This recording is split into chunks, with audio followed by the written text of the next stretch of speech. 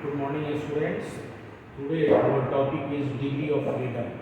First of all, we have to define what do you mean by degree of freedom. Degree of freedom of a system is that what is the number of ways by which it acquires energy. So it is known as the degree of freedom of that system. It may be monoatomic, it may be diatomic, it may be triatomic. In triatomic, it may be linear or non-linear. So first, degree of freedom, we have formula.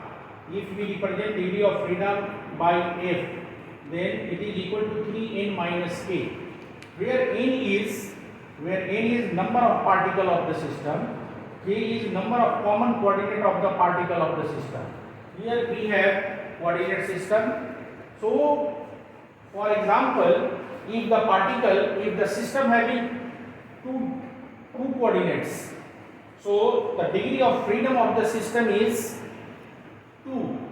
If the particle has 3 coordinates, the degree of freedom of that system is 3.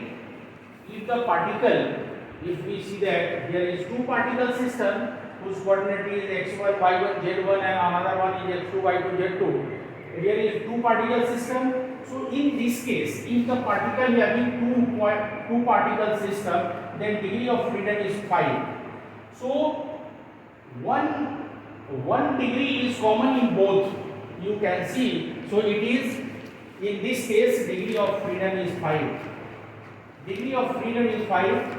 As for example, if we consider the degree of freedom for different types of gases, that is for monatomic, another one is for diatomic, another one is for triatomic. First of all, we see what is the degree of freedom for diatomic gases.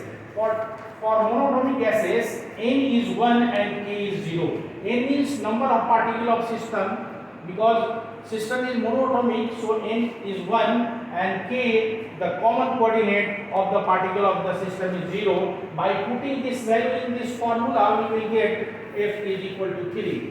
3 into 1 and k value is 0, so finally F is equal to 3. So for monatomic gases, the degree of freedom is 3. Let us see, in case of diatomic gases, n number of particle of the system is 2 and k, the number of common coordinate of the particle of the system is 1. So by putting this value in this formula, so degree of freedom is 5. Here we have to put n is equal to 2 and k is equal to 1. So F is equal to 5. In case of triatomic gases may be of two types.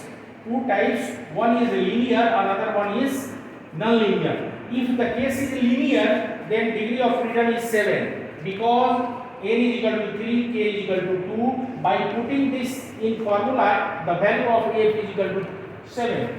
But when the case is non-linear, the n means number of particles of the system is 3 and k, the number of common coordinates of the particle of the system is 3. So by putting this value, the degree of freedom for non-linear triatomic gases is 6. So this is more about degree of freedom, and the most important part of degree of freedom is the law of equipartition of energy. Okay, thank you. We will discuss in next class.